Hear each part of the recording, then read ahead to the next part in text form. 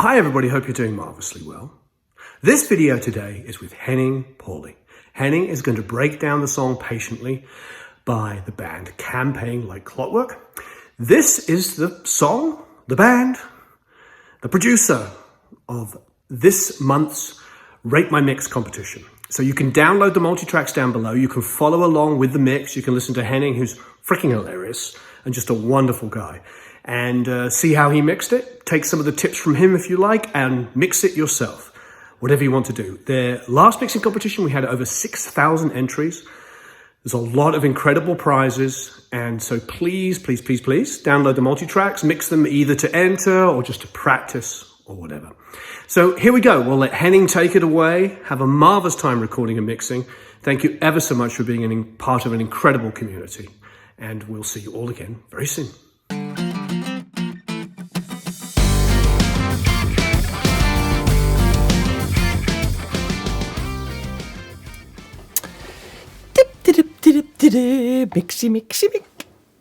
Mixy. This isn't my channel. Why am I on Warren's channel? Hey Warren, how'd you get this video? That's weird.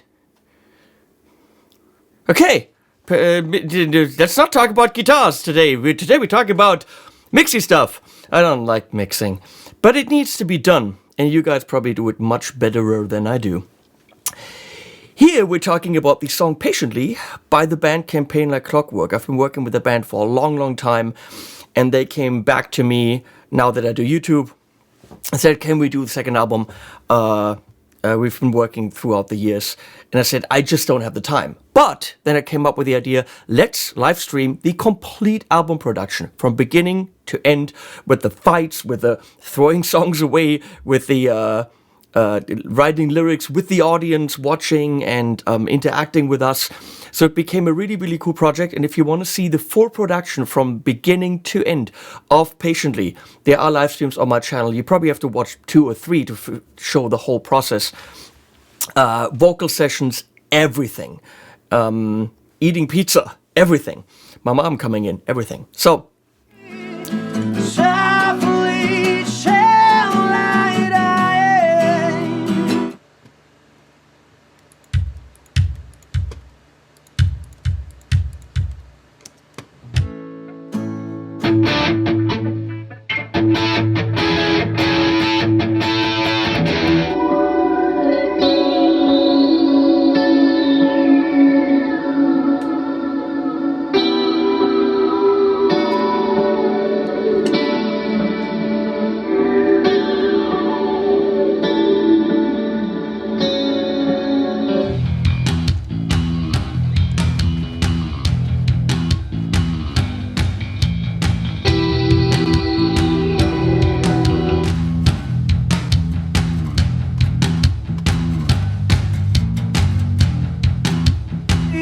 long time I knew I've been waiting patiently. can you step back a little bit because your P's are very hard? Mouthpiece breathing, gave all I had to give. Hey.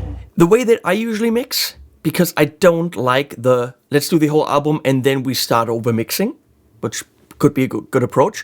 But I've done this on the Frameshift albums. I've done an album with James LaBrie and an album with Sebastian Bach, and we produced them, and then we said, okay, what we have now is kind of the pre-production or the production, whatever, and now we do the mixing. And then it was 2 gruesome weeks in the studio mixing. I hated it. So I go, as we go along, put the guitars where they're supposed to be. Once I have a vocal take, even just half a vocal take, I go like, wait a second, stand on the mic, and I put it in context to see if it works. And once we're done with everything, it usually is what I want. So once we're done producing the song, I'm like, I'm good. It makes it easy for me. Could I improve coming back to it later? Probably, but it's what you're here for, I guess. So let's go through Patiently. I'm gonna get out of the way a bit. And I have these in so that my studio monitors don't go into my shotgun mic. It will be on the whole time, so what you're hearing isn't just the dry tracks, you hear some ambience. I try to not talk when the music's playing. Yeah, you want me small, because who wants to look at this? That's very small. No, let's go very small. You want to see things. Okay. The drums are programmed. Well, doesn't Glenn just love that? It's how I work. They have a great drummer, but he appreciates the fact that we can go through the session and actually arrange. And I'm a trained arranger. Arrange the drums, fix things, and really make sure that it's exactly what we want. Could we go after the whole session and record live drums on it? Yes, we could. Is it going to add something to it? It could, it might not. Am I going to get better sounds? I don't know. We're pretty happy with what we have, so we don't. The way this usually works is I have this up here, and I'll show you this quickly. This is a practice room recording from the band.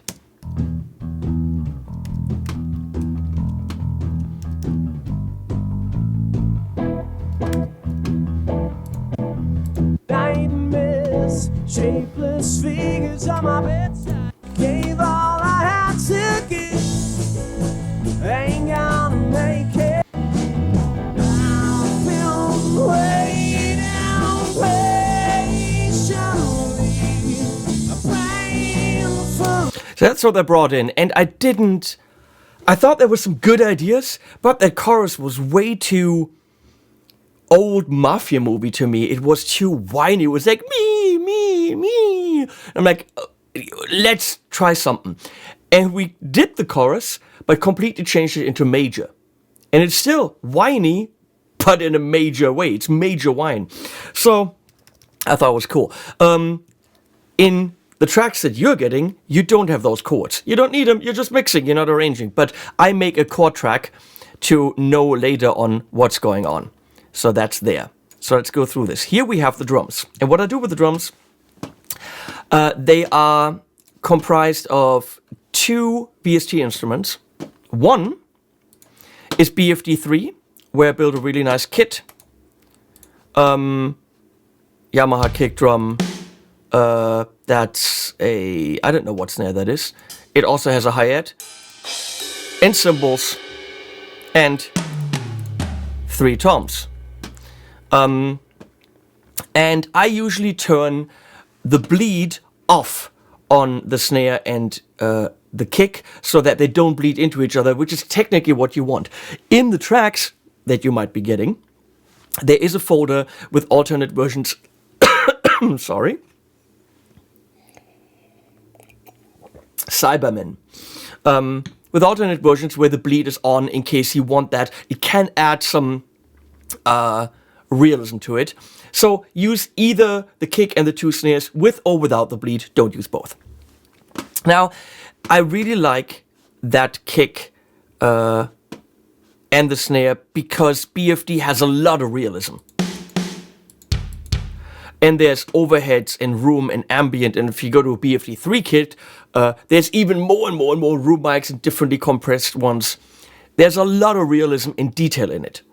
But on the main hits, I want super punch. I love the Chris Lord Algae bass and snare sound. So I'm also using Steven Slate, in this case Steven Slate 5, and all I'm using for it is the kick and the snare, no more. Those 2 are layered, and this, and they're compressed to shit. It's like the Chris Lord Algae sound. The way that I do this is in Cubase you have a drum editor, and it's all on, let me go here, it's all on the same MIDI track. So here I have the normal kick, and here I have the Steven Slate. Much punchier. Same thing with the snare. That's the BFD snare, and here that's the Steven Slate. So I do mix and match kits. I even, on some songs, you can see that it's a 60s stick and 60s kit. If I need like really, really, really subtle stuff. One thing the Steven Slade stuff cannot do is subtle. It's punchy, it's great for rock, it's great for metal, but if you want to do really ghost notey stuff, it's just not going to do it. BFD is much better at that. So I pick and choose what I need from the kits. So the tracks that you might be having, let's look at the mixer here. Whoa, that is big. My screen resolution changed because I'm doing the screen capture. So, we have... Gotta move this over here. I'm in the way. Overheads, room, and ambient. That is the glue of the kit. Without that, nothing works. So, let's listen to this a bit. We're gonna listen to the same section. Let's do the chorus, why not? Whoa! Usually I have two screens on, can't do any of that when I'm doing this thing here. Here we go.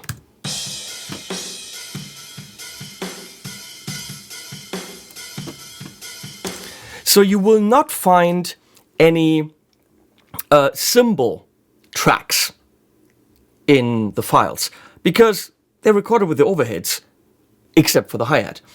And maybe the ride, but we didn't use any ride in the song, so you don't have a ride track. So pretty easy.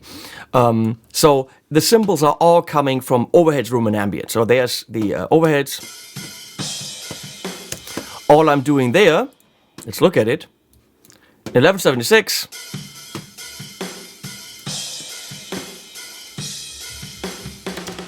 Rather subtle, if I might say.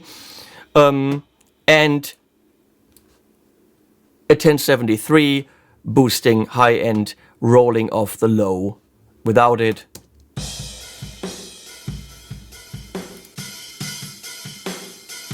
Making sure the bass drum has its own space without coming from all the room. So the same thing actually should happen for the room. Same plugins. Now, EQ before compression, compression before EQ. I don't know. I do EQ after. I'm running on 32-bit, so you can't really push it too hard.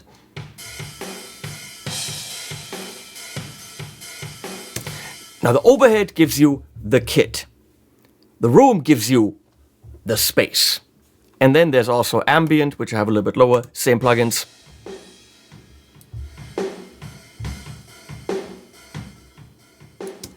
Okay, all three together.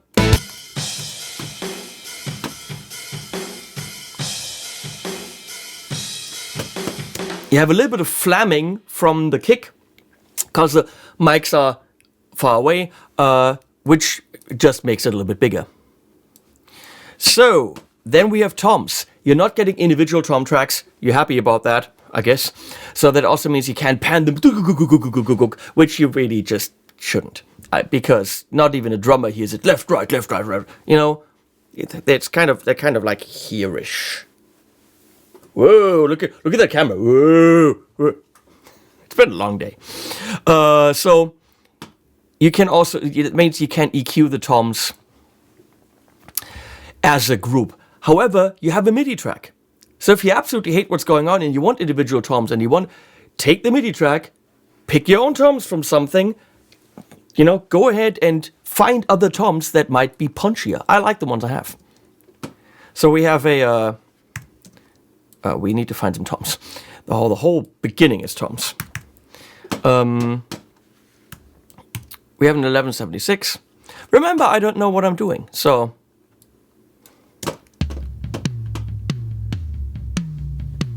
They're hitting... Oopsie. They're hitting really hard and they're compressing like crazy. I'm getting that for the attack. The rest comes from the room. Okay? Let it breathe. It's a programmed kit, so use as much room and of that stuff as possible to glue it all together. Otherwise, it sounds like samples.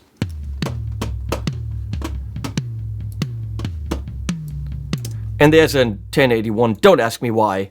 I made this quite a while ago. Again, not rolling anything off. Yeah, I have a little bit more control here with some semi-parametrics and so on. So that's the toms. Then you see cymbals all the way down. There's a cymbal thing, I made one while ago, but I'm not using it because it's coming through the overheads. Here's my kick, which is pretty straightforward. And there's a kick out and kick sub. There is stuff on there, I'm not using it because I also have the Stevens Slate to help. I've never done this, if you can tell. So here what I'm doing is I've got an 1176.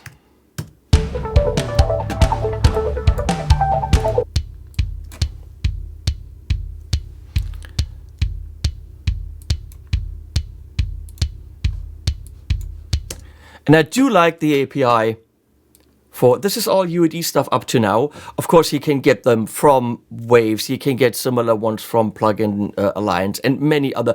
Everyone makes the Neve, the API, the Uray, and all that stuff. I mean, it's different versions. I have 18 processors on my UA system, so I can load up as much as I want. So if we actually look at this for fun, this is a massive section, and I'm at 49% processing power, so I'm having a good old time. So yeah, I'm taking the boxiness out at 250.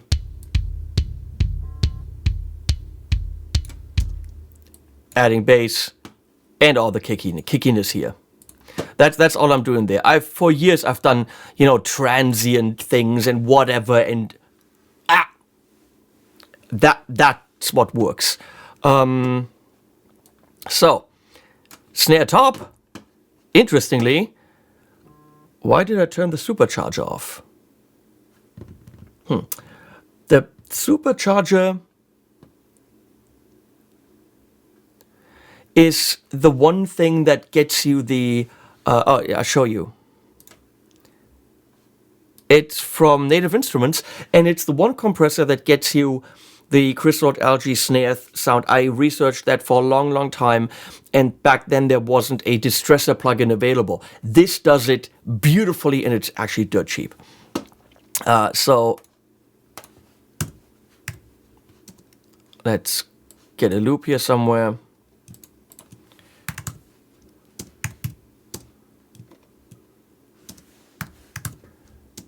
Hello, these guys, here we go.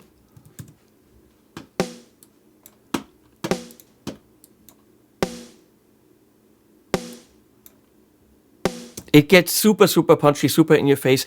I didn't have it on, which I think means I probably used a lot of ghost nodey stuff somewhere, and I wanted that snare to be able to do that, and I'm using the Slate snare for the in-the-face punch. So that's probably what's happening. But what do I know? Not too much. Okay, so we turn that off. And then my go-to EQ for many things, as you will find, is the Mark EQ4. It's brilliant because you're not fiddling around with frequencies. You can't! You're not fiddling around with, like, parametric-y. You can't. For snare, guitar, and vocals, for those three things I use it, the frequencies are beautifully picked. That air band, I push that at 5 for the snare here. 2.5 really gets you the bite. Mid warmth at 650 here for guitar solos or vocals or snare. And then you can see the sub and the low end I roll off.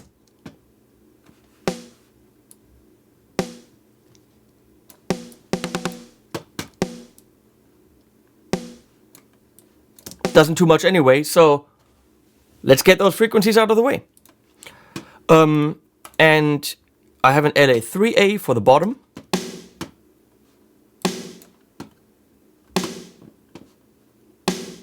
Which is called Nodum. Let's ignore that.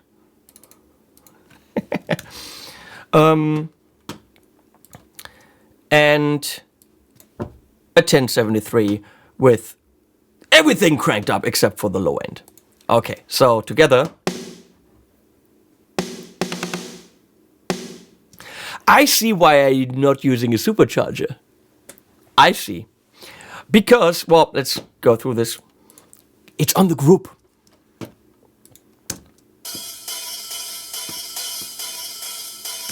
Hi-hat. You only need, the high stuff. So I've got don't ask me why, 1176 on there. And I have everything at a 160 rolled off, and loads of high end, and that's off. And actually rolling off at 220. Right, we can turn off because there is no right in the song. So it gets interesting when we look at the groups. I have a group for the whole kit, then I have a group only for the kick, and then I have a group for the snare, which will also include the toms. Because usually it's snare, tom, they're not really necessarily playing at the same time, so they're not getting in the way in terms of compression. I do this so the compressor, when the kick and the snare hits, don't push down the whole kit. So if we're looking at the whole kit, we leave the limiter on. Let's take that section.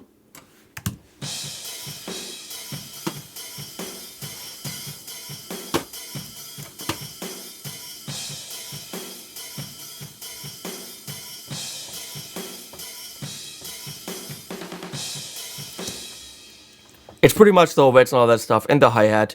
I used to mix in the kick and the snare a little bit, but I don't anymore. Then, now the trick here is for me, two things. One, to take it, even though it's in a room, take that whole thing and put it in the Ocean Way Studios plug-in.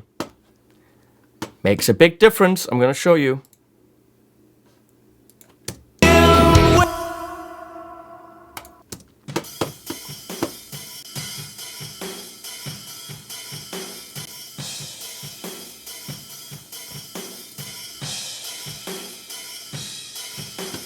Maybe it's a little bit quiet.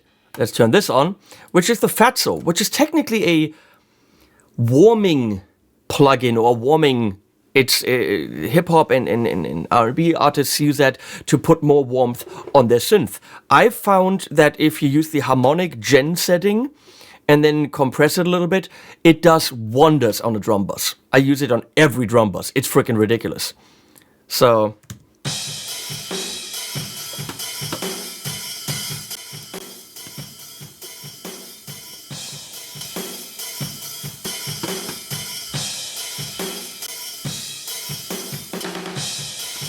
So I use the Ocean Way to give the drums more size.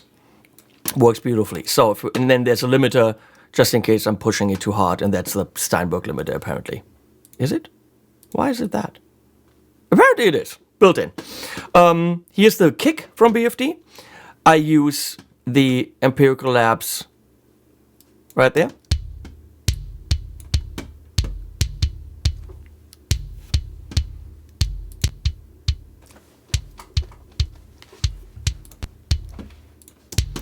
And for some reason, another API back here. I already have an API on there.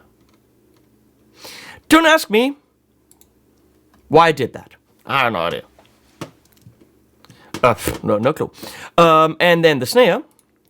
That's where the supercharger is, because now it's actually taking the bottom and the top and supercharging it together. And then there's the Empirical Labs. We're going to turn that off for a second. Going to turn the supercharger off. Here is the snare.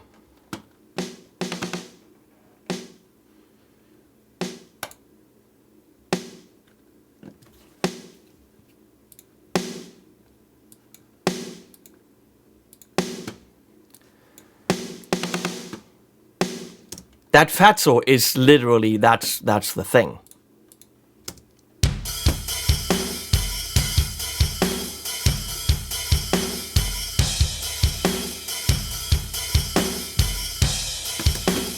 Okay, now we look at something much more simple, the Slate thing. We have Slate, where I seem to have copied whatever I had on the BFD. So here's the Slate main, which is really just the room for the snare and the bass. But you need, and the kick, but you need the room.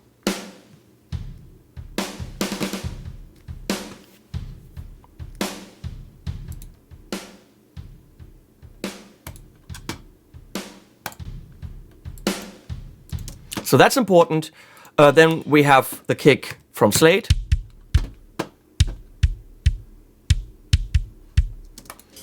And we have the snare from Slade.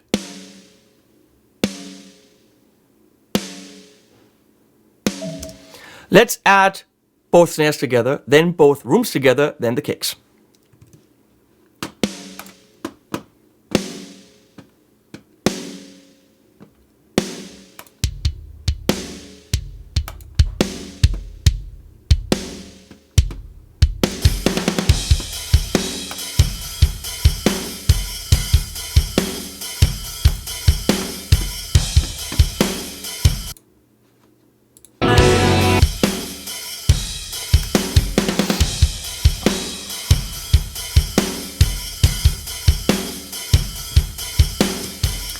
And if we look at it with all the room and all the space we have in there, I don't think I have reverb on any of it.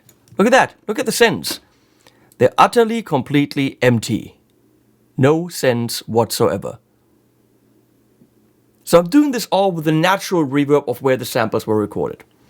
Plus adding the Ocean Way. Okay, we move on. We have a bass recorded through a virtual Ampeg in the UAD.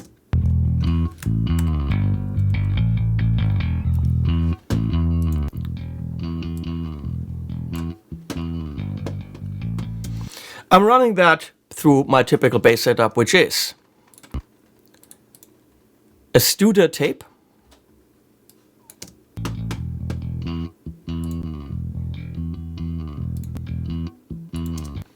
it's more in here. Does anyone hear that in context? Heck no. I said heck because I'm on Warren's channel. I don't know if I can say fuck. I have no idea. I did that just because you have to use tape, it's better. There's a difference, but in context, please. Then we add the good old LA2A, because that's what you do, I guess.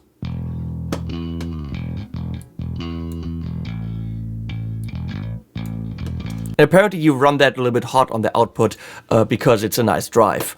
And then I love the API that I use for kick drum, for the bass, because you're not fiddling around. You can't really break it too much. You're not fiddling around with frequencies and cues and all that stuff.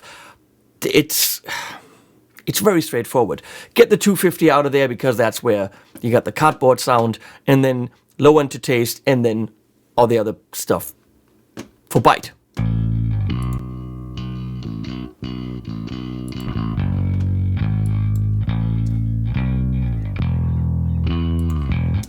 Now, if you want the tube sound, if you want that sound of an Ampeg, you want that drive, you want that growl, this is a great DI sound.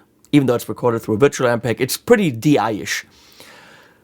Through years, I've tried things. I have even recorded out of the computer into a real amp, into guitar cab, all that stuff. Call up any, we're literally talking any amp simulation. In this case, I'm doing the UAD Marshall Plexi. You can call up the built-in one that Cubase has. It doesn't really matter. You can see bass down, mids all the way up. It's a very, very, very crappy sound. This is what it sounds like.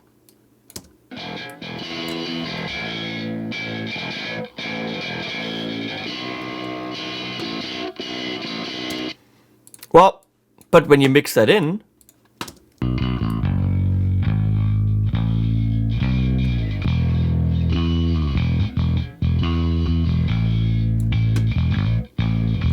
helps the bass to be growlier, come out of the mix a bit, and you're good. Now, rhythm guitars. Looks overwhelming, there's 6 of them. No, there aren't. It's just some of them are overlapping, and therefore we got 6. It is really just 2 rhythm guitars. We could consolidate that into 2 tracks, but here's what it is.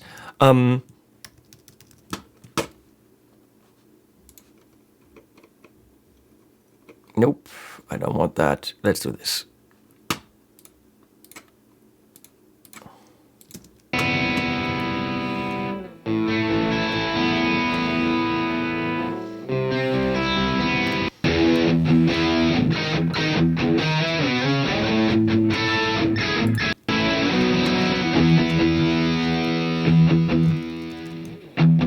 This is the only part when there's actually 4 playing at the same time.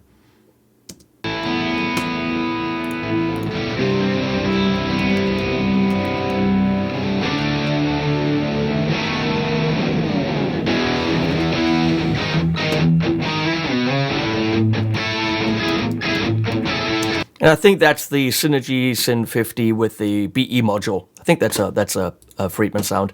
Now what's going on here mix-wise is more simple than you can imagine. You can go nuts with this, but I don't.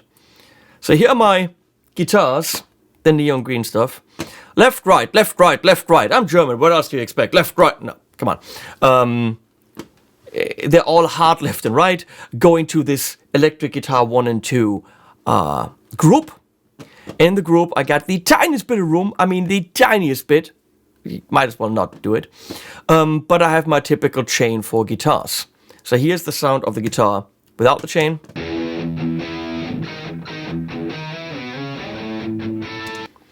Then we turn the Vertigo on, which you can get as a Plug-in Alliance plugin or UAD. This is the Plug-in Alliance one.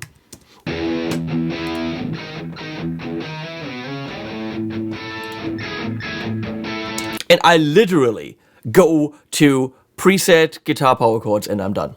I don't do anything on it. I don't even know what the controls do. I have no idea. It's blue. It's nice.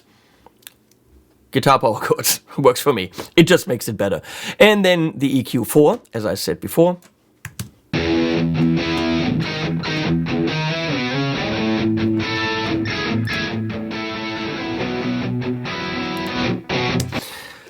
Chris Roger, oh wow, is there more of this?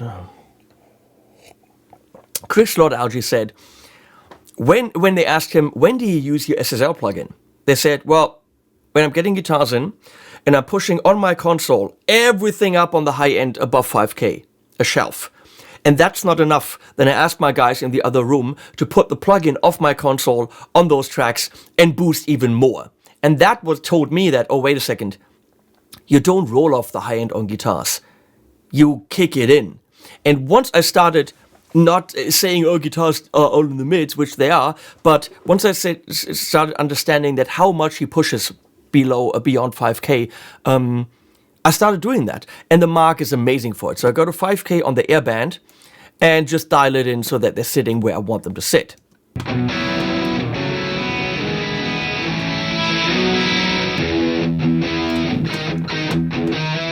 Again, I roll off low end, or the sub, or even the low end here.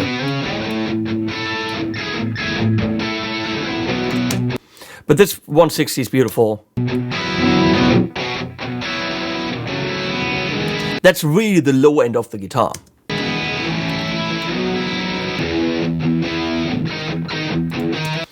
It's a beautiful combination of plugins. So, those are the rhythms.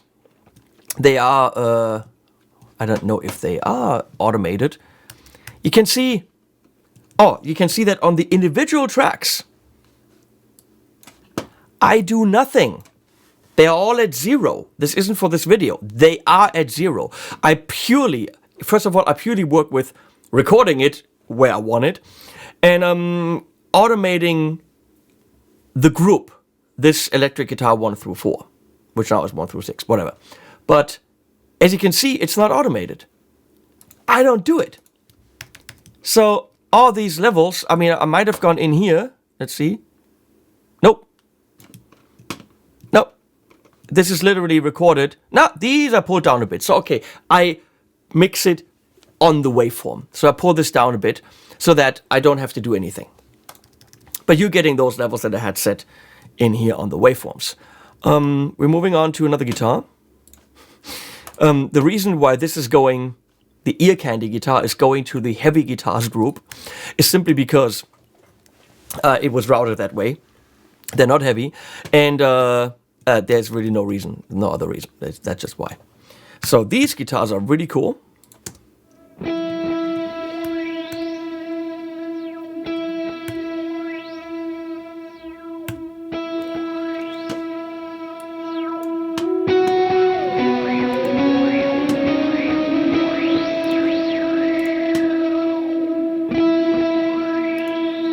So all the same stuff. Let me show you what I did on there.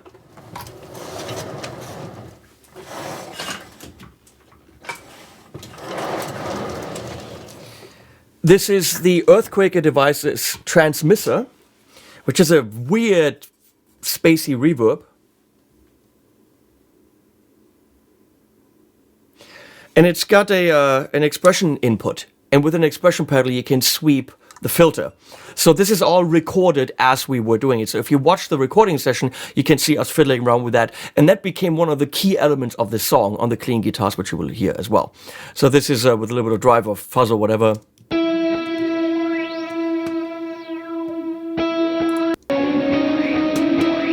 That's a beautiful background line, easy to put at one position in the mix and have it sitting there.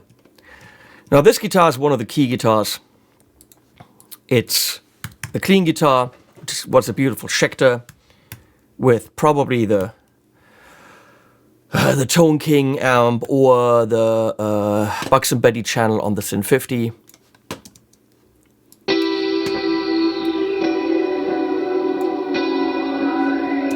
And that's an analog delay that we recorded. It was in front of, the amp from jam pedals, and then we used the transmitter to give it those sweeps with an expression pedal.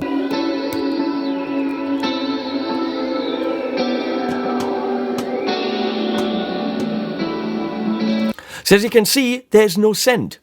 That's all on the tracks. Cranked up. Oh, look at that.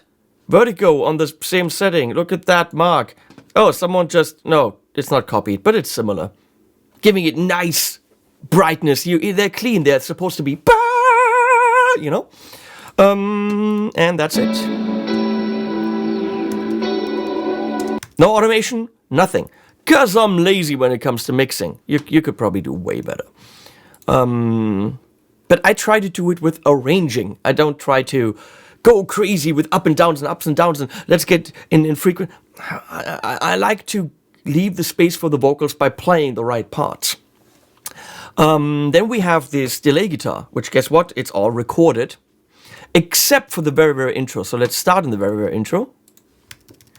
There, keep hitting the wrong button. This delay intro, you have a version with and without the effects. It's only for the intro. And there's an edge on there, which is a low pass filter that's moving. It's actually not moving in this case. And a replica to add even more delay. And that's a replica from Native Instruments. Really beautiful delay for not a lot of money. So it sounds like this.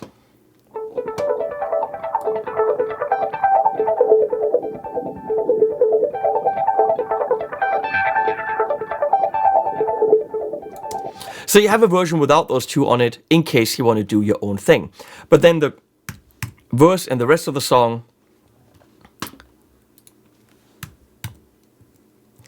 and again, I keep pushing the wrong buttons.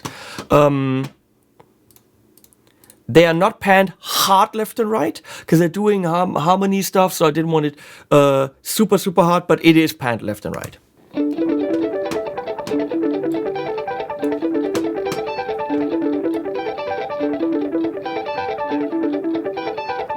Oh, I can see they're actually going to a group, which guess what? Has the Vertigo and the mark on it. Because I said, they're guitars, I use them for all the guitars. And then a tiny, tiny bit of room, but that's it. No more than that.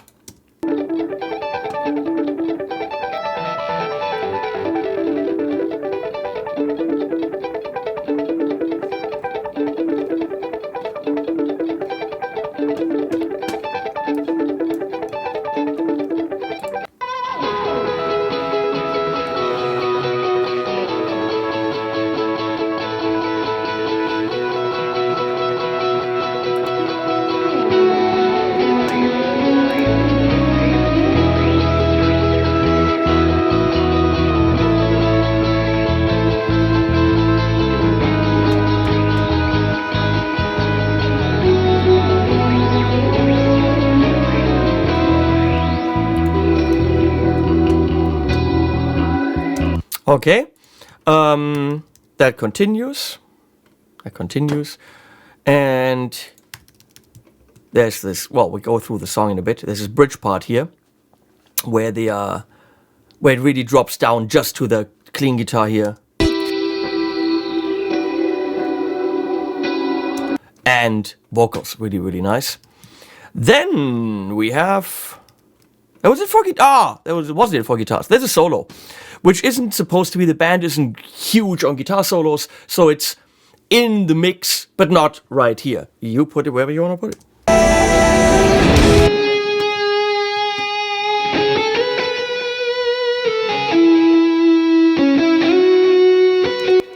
So it's sitting here.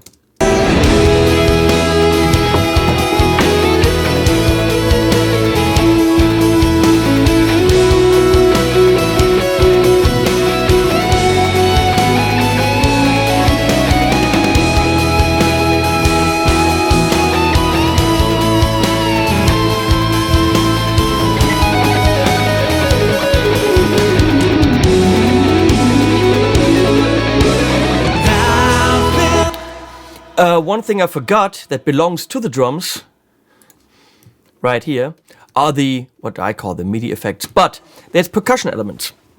Now, one percussion element are rise and hit fades. It's kind of like a reverse cymbal, reverse snare, cymbal swell, but it's from this plugin called Rise and Hit from Native Instruments, which is very, very cool.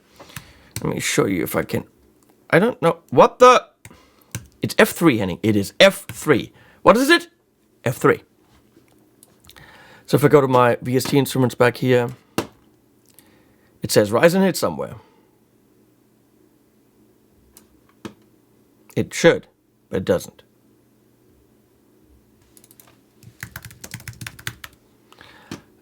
So this is what they sound like. Oopsie.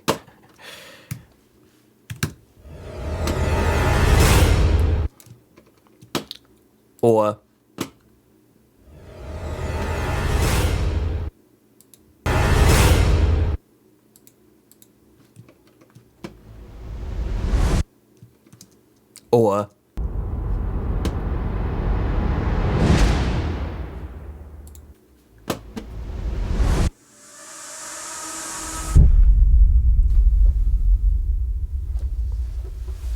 just to make some transitions more dramatic. And then there's Damage, which I love. Damage is crazy, messed up percussion stuff. Great for film scoring, and I love to combine film scoring elements with pop rock elements. So here's Damage.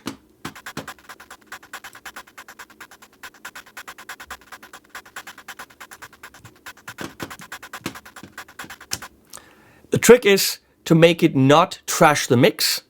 The trick is EQing. And the trick is to, look at levels. Then there's more Damage here.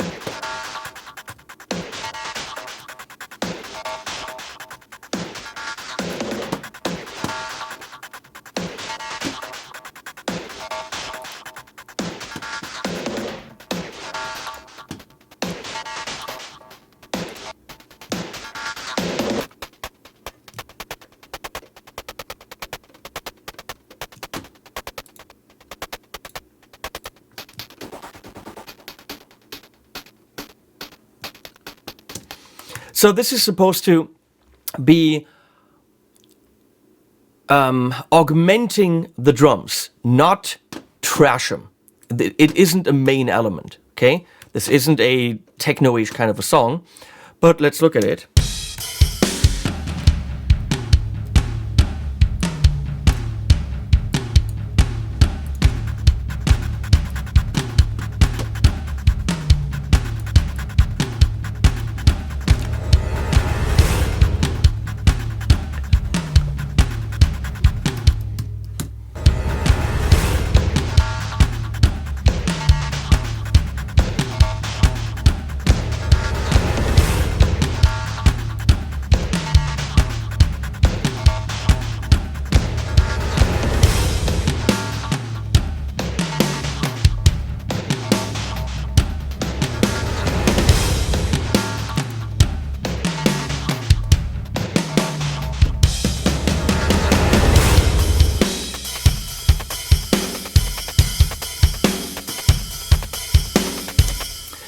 This is why we don't have crazy stuff going on ride. There's no ride cymbal. This is why the snare, why the hi-hat is doing very, very simple things, because we used damage to do all the crazy, funky kind of hi-hat stuff. So, yeah, the fly. Go away, fly.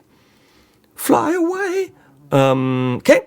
So you'll find those as a stereo rise and hit and a stereo damage track. Which brings us to, who watches this stuff? The vocals.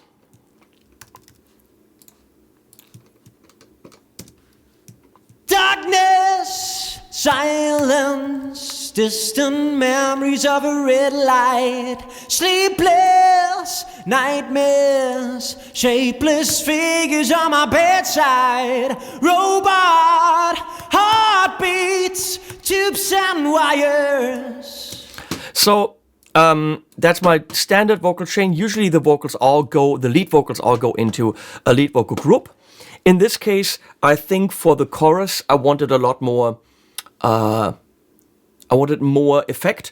So I have a chorus track, lead vocals chorus and lead vocals verse. You can see that here.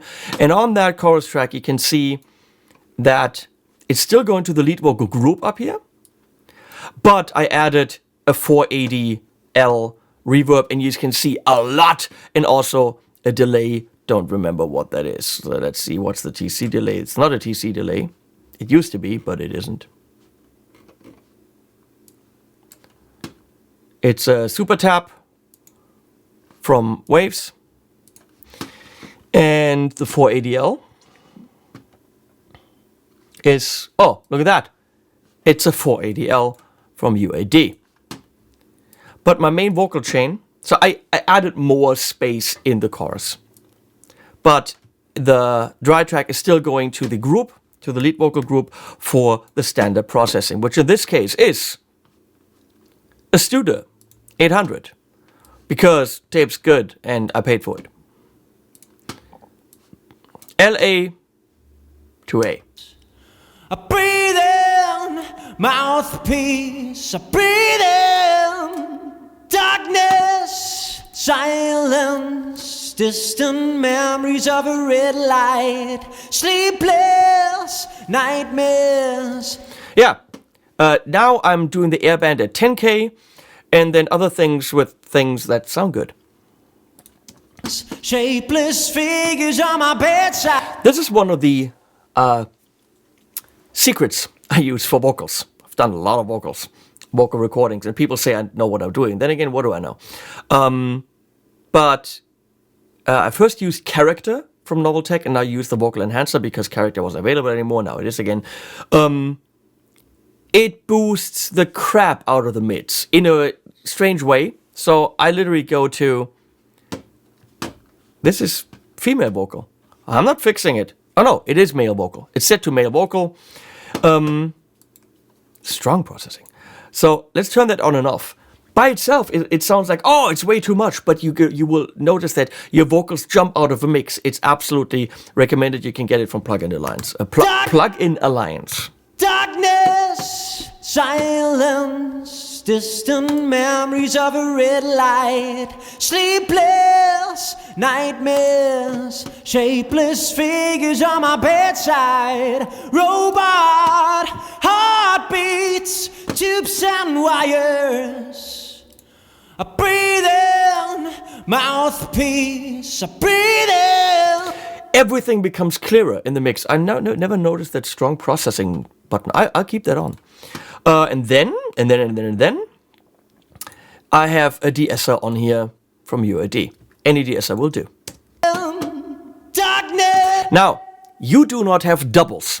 I used to double and actually used to triple when I worked with James Labrine and Sebastian Bach and all these guys. We tripled everything, and I edited the crap out of the vocals. I did try. Then for some years I was using the Harmony 4 on the TC Power Core system, and it was amazing to do doubles, moving them around a bit. They killed that system, and I replaced it with the Doubler 2 stereo from Waves. Realistically, it does the job. So what I do, And I'd say, don't try this at home. Don't try this at home, kids. I've got these 2 doubles tracks here, where I simply drag my main vocal. Now, don't copy a digital file and think that you've doubled. You haven't. You have either completely killed it by phase canceling it out, or you've just made it twice as loud. But if you're using why am I doing this? If you're using a doubler plugin, that will change the position and the pitch of what's coming out of that track, and therefore you can do it. So on here, I'm copying it there, routing it to a group, and I'm turning the direct off. So when you're calling up this plugin, the direct will be on. You don't want the direct. You already have the direct on the lead vocal group.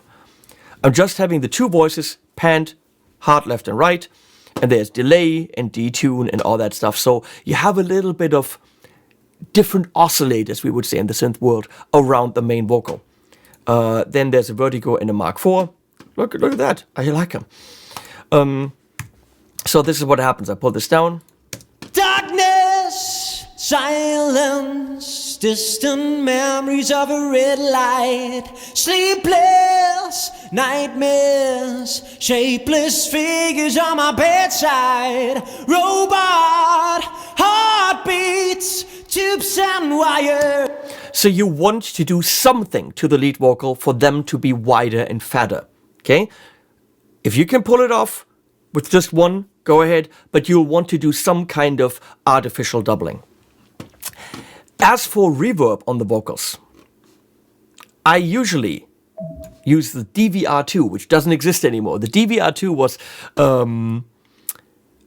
TC Electronics version of the EMT 250, one of the first digital reverbs.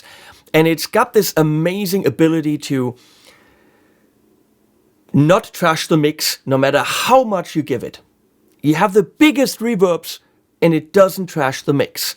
I love it for that. It's my go-to reverb for vocals. Nothing else will do. It's always my vocal reverb except for this song. In this song we played around with the Capitol Chambers, which is very cool. So it's literally just a room that you pump it in, and it's a virtual room from Capitol Studios with old mics and all that stuff. And it's a beautiful space. And we used that for the monitoring reverb as we were tracking. And then we were done tracking. We're like, it sounded so good while we were tracking. That's what we're using for the mix as well. Except for the chorus, where we're adding the 480 as well. This doesn't go away. We just add more. And if you're looking, there's very, very little automation. Very little automation on reverbs, very little automation on levels. I just don't do that.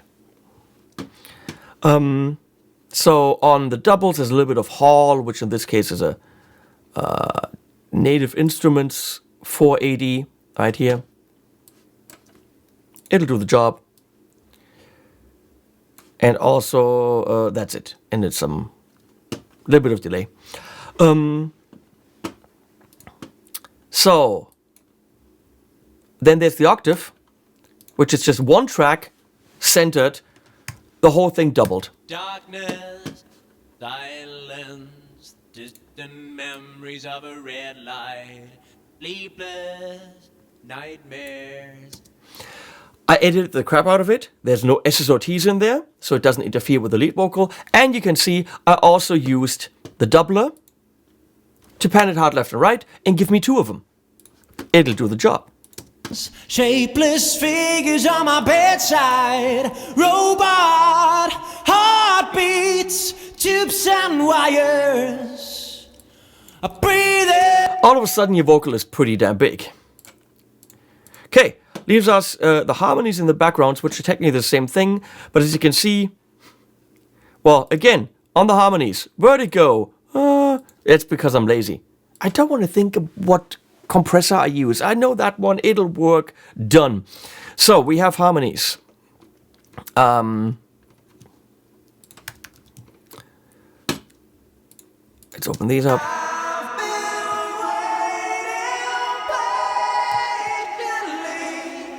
A painfully long time.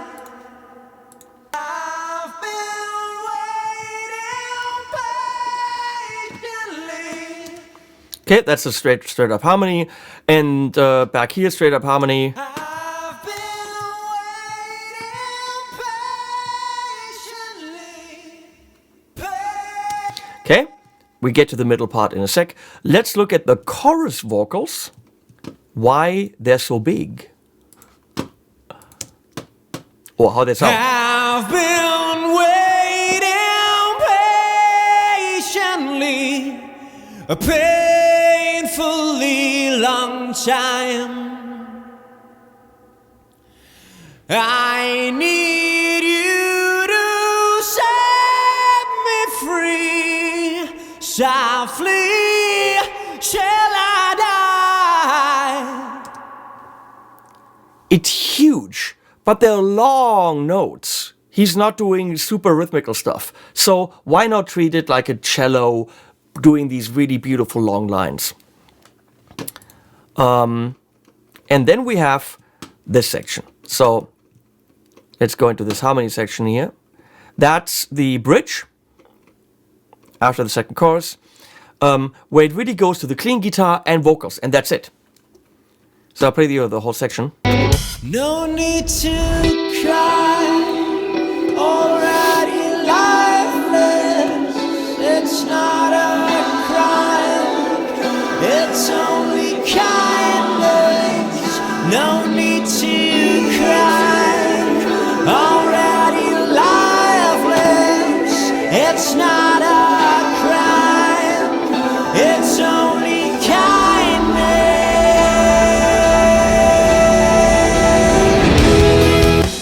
So, the main harmony, without the octave, is doing a call and response thing. Not a crime, it's only kind. No need to cry already. Whereas the remaining four, harmony 7, 8, 9, 10, which is why I have them on a separate group, are doing an underlying harmony. Cry, already lifeless. It's not a crime, it's only kindness. There's a de-esser on there. No, there's a limiter on there. I'm lying. And again, the Vertigo VST2 and the EQ4. And I used the vocal group setting in Ocean Way Studios, which is really cool. So let's see. Wait. Where are we? Cry, already lifeless. It's not a crime, it's only kindness. No need to cry, already lifeless. The Ocean Way Studios plugin does its job. It's not a crime.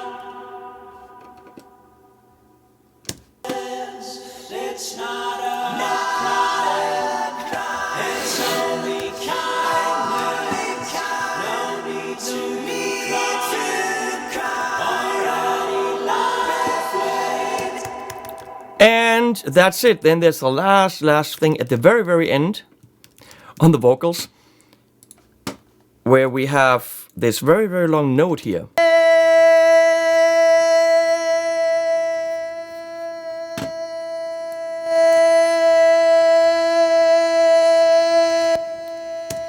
Which I took, copied, stuttered, and put effect on.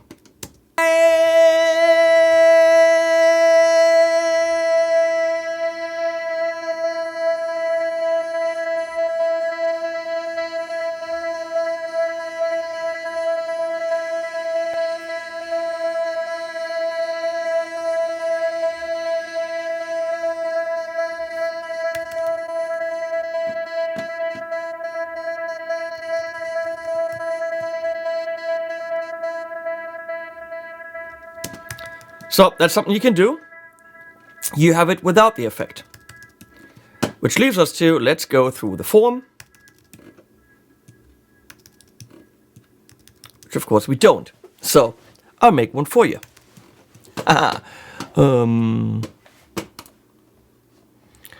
we're gonna add an arranger track.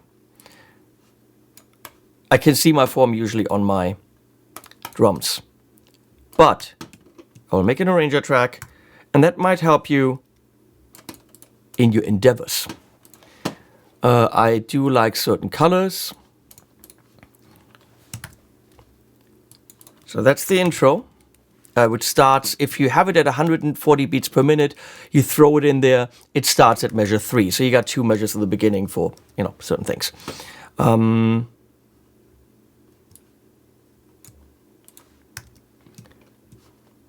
gonna go, that's good enough.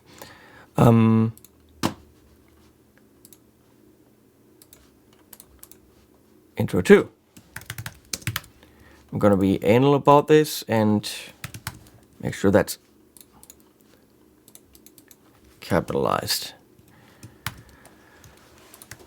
And then we have verse A and B. Why, sirs? Verse, come on. Verse A. Verse B, which are always, if you ask me, some kind of brown. I mean, whatever colors you use is fine, just stick with them. That helps you to locate parts in your song so much faster when you're opening a song later on. We're going to call this pre-chorus. And then we got chorus.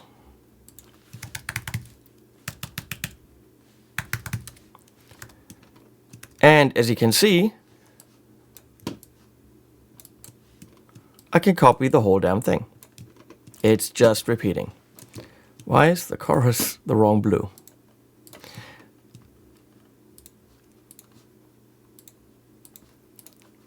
Now we're talking. Primary bridge, which is different from a transitional bridge. This is the primary bridge, or transitional bridge is also called a pre-chorus. So we're gonna have this in beautiful green. Other people call it the C part.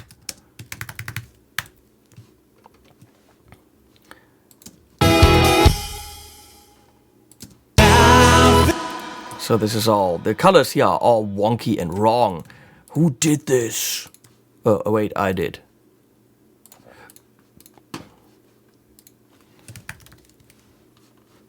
Solo is purple.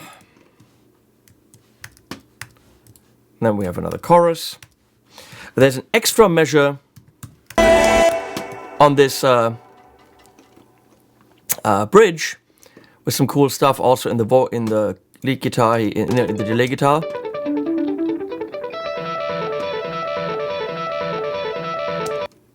And also in those guitars. I just copied things and it sounded cool.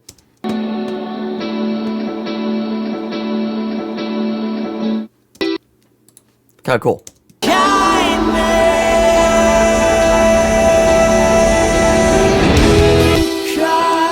Kind of cool. And then these fadey, uppy guitars.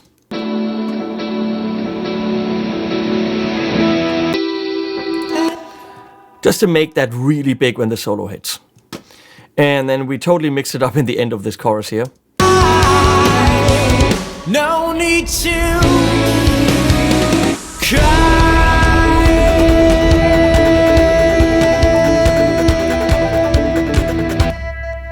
So we're gonna go ahead. I'm gonna label it for you without anything, but we make it red so you know something weird's happening.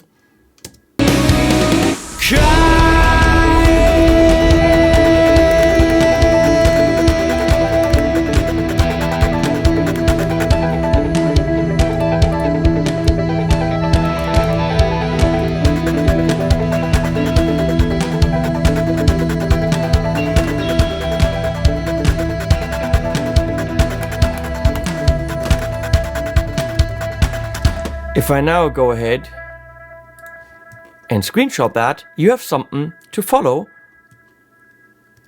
and should know much better what's going on. There you go. I'm a nice guy, just letting you know. So there you go. We have intro 1 and 2. It builds.